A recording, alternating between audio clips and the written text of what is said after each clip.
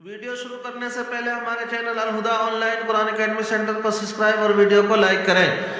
بسم اللہ الرحمن الرحیم۔ اسلامی تاریخ۔ حضرت عمر رضی اللہ عنہ کی خلافت، حضرت ابوبکر صدیق رضی اللہ عنہ کے انتقال کے بعد حضرت عمر فاروق رضی اللہ عنہ مسلمان کے دوسرے خلیفہ بنے۔ آپ کے 10.5 سالہ دور خلافت میں اسلام خوب پھیلا، بڑی بڑی سلطنتیں فتح ہوئیں، یہاں تک کہ روم اور فارس جیسی طاقتور سلطنتوں پر اسلام کا پرچم لہرانے لگا اور مسلمان بڑھتے ہوئے ہندوستان میں چین اور یورپ کے سرحدوں تک پہنچ گئے۔ چین اور یورپ کے سرحدوں تک پہنچ گئے۔ آپ رضی اللہ عنہ کے دور خلافت میں 500 قلعے اور 1036 شہر فتح ہوئے۔ آپ رضی اللہ عنہ کی خلافت کا رقبہ 22.5 لاکھ مربع میل بیان کیا جاتا ہے۔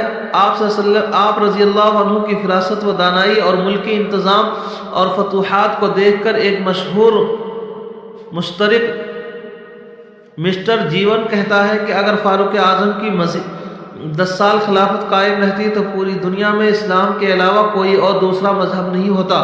حضرت عمر رضی اللہ عنہ کی خلافت بعد کے حکام اور خلفاء کے لیے ایک مثالی نمونہ ہے۔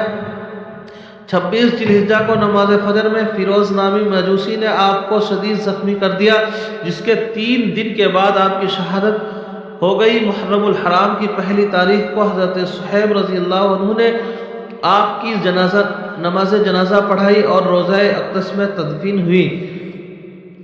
اللہ کی قدرت، مور کی خوبصورتی۔ اللہ تعالیٰ نے انسان کو دنیا میں جنت کا ہلکا پھلکا مزہ چکھانے کے لیے ایسا خوبصورت پرندہ پیدا کیا کہ انسان اس کی خوبصورتی کو دیکھ کر حیران رہ جاتا ہے۔ چنانچہ مور ایک ایسا پرندہ ہے جس کی دم کے پروں کو اللہ تعالیٰ نے بہت ہی خوبصورت بنایا ہے۔ اللہ نے مور کو اپنی دم پھیلانے کی صلاحیت دی ہے۔ جب وہ اسے پھیلاتا ہے اور دھوپ کی وجہ سے وہ چمکتی ہے تو ایسا محسوس ہوتا ہے کہ اس کی دم پر سینکڑوں نیلم کے پھول لگے ہوئے ہیں۔ یہ اللہ تعالیٰ کی قدرت کا ایک نمونہ ہے۔ ایک فرض کے بارے میں، صبح کی نماز ادا کرنے پر حفاظت کا ذمہ۔ رسول اللہ صلی اللہ علیہ وسلم نے فرمایا، جس نے صبح یعنی فجر کی نماز ادا کی وہ اللہ کی حفاظت میں ہے۔ ایک سنت کے بارے میں، ہاتھ پاؤں کی انگلیوں کا خلال کرنا۔ رسول اللہ صلی اللہ علیہ وسلم وضو فرماتے تو انگلیوں کا خلال فرماتے، ایڑیوں کو رگڑتے اور فرماتے کہ انگلیوں کا خلال کرو، اللہ تعالیٰ نے ان کے درمیان جہنم کی آگ داخل نہ کرے گا۔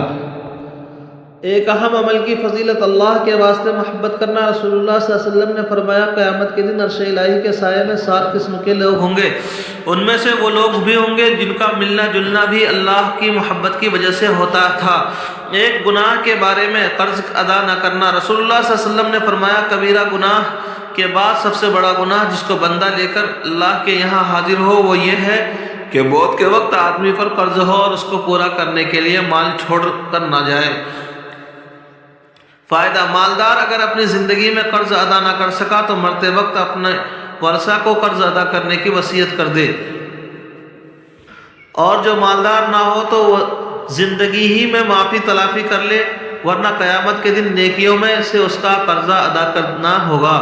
دنیا کے بارے میں، مال کی حالت۔ رسول اللہ صلی اللہ علیہ وسلم نے فرمایا، اس وقت تک قیامت نہیں آئے گی جب تک تمہارے اندر مال کی اتنی کثرت نہ ہو جائے کہ وہ بہنے لگے، یہاں تک کہ مال والے آدمی کو اس بات پر رنج ہوگا کہ اس سے کون صدقہ قبول کرے گا۔ وہ ایک آدمی کو صدقے کے لیے بلائے گا تو وہ کہہ دے گا کہ مجھے اس کی کوئی ضرورت نہیں ہے۔ آخرت کے بارے میں، جنت میں مہمان نوازی۔ قرآن میں اللہ تعالیٰ فرماتا ہے، بے شک جو لوگ ایمان لائے اور نیک کام کیے ان کی مہمانی کے لیے فردوس کے باغ ہوں گے، وہ ان میں ہمیشہ رہیں گے اور وہاں سے کہیں جانا نہیں چاہیں گے۔ طب نبوی سے علاج، بیماری سے بچنے کی تدبیر۔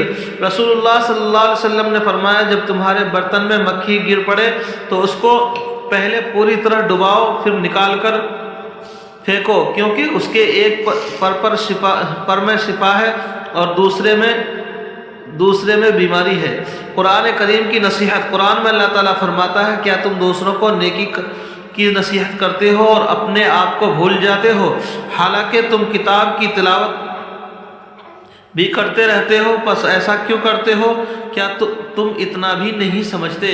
اللہ تبارک تعالیٰ عمل کرنے کی توفیق نصیب فرمائے۔ چینل کو سبسکرائب اور ویڈیو کو لائک کریں۔